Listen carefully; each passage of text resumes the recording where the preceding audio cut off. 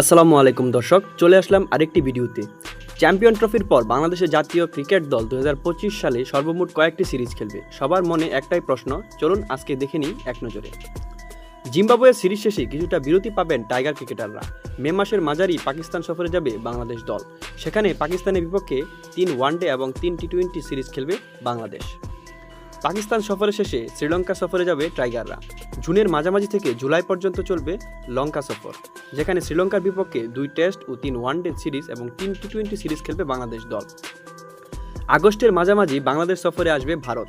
ঘরের মাঠে ভারতের বিপক্ষে 3 ওয়ানডে এবং 3 টি-20 সিরিজ খেলবে বাংলাদেশ। তারপর সেপ্টেম্বর মাসে ভারত বসবে এশিয়া কাপ।